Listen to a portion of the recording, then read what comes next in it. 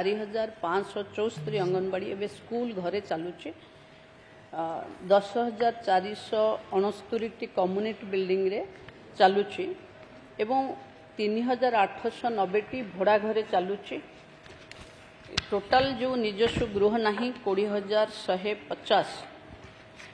से सबु जो गुड़ाक भड़ा घरे चलुची ताकू नियमित घर को आने सक्षम अंगनवाड़ी जरिया ताकू समृद्ध करने राज्य सरकार प्लानिंग रखिंट एवं एक रिवाइज्ड प्लान और एस्टिमेट माध्यम रे राज्य सारार अंगनवाड़ी केन्द्र जोटा 18/2/25 रे चीफ सेक्रेटरी चेयर रे जो फ्रेश प्रपोजल्स अंगनवाड़ी कंस्ट्रक्शन पाई आसी से मनरेगा और एसएफसी कंपोनेंट मिसी entire fund will be provided through the state budget. तो 60-40 शेयर न रही एटा स्टेट बजेट रे हबो। The revised plan was received from the PR and DW department which expands the new Anganwadi centers to 962.13 square foot घर हबो। The better facilities rising the cost estimate will be 25 lakhs due to enhancement of infrastructure, material cost, inflation. This revised plan layout and cost estimate has been approved and it will be very soon it will be decided जे अंगनवाड़ी रो सारा राज्य रे निजस्व घर रहिबो एवं जोठी जगह न मिलिबो community रो सहायता रे जदि हमको अवेलेबल होनी ताहले माने पंचायत राज विभाग रो सहयोग रे से जगह को आम गोटे पीस प्लान को किणवा भी व्यवस्था कर। माननीय विधायक श्री प्रताप केशरी देव महोदय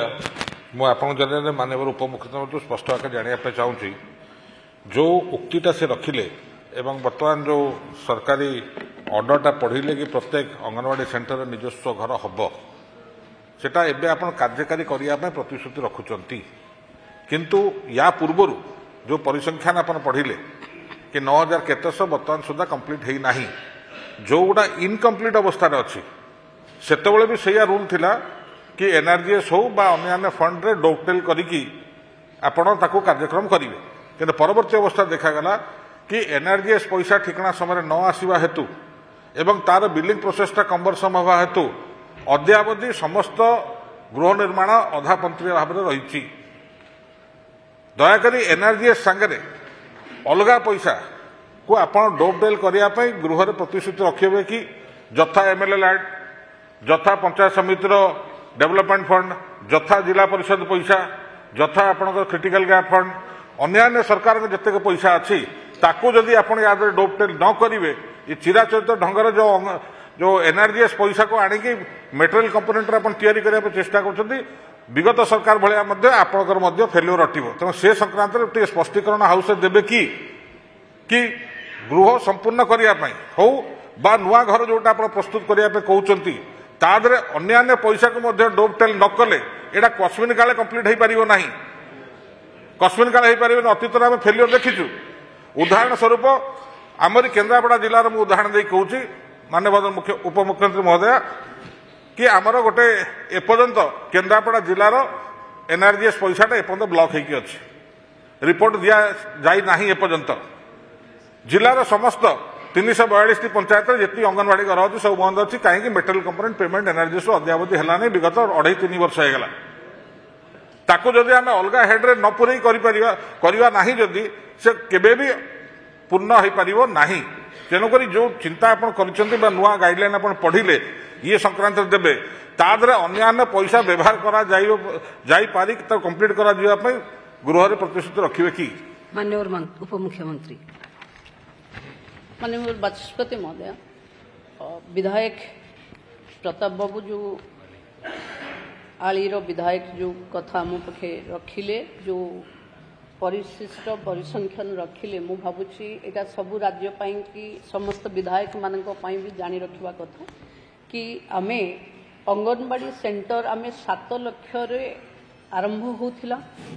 आमे 2022-23 आर्थिक वर्ष रु 7 लाख रु एटा को 12 लाख जाए नहीं एवं 12 लाख रु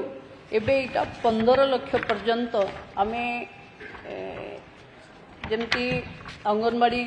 OMBADC जिल्ला रे निर्माण पई अनुमोदन करा जायछि अंगनवाड़ी DMF फंड ओम्बाडीसी अधीन निर्माण करा जायछि जी ताकू कहूँ से मध्यरु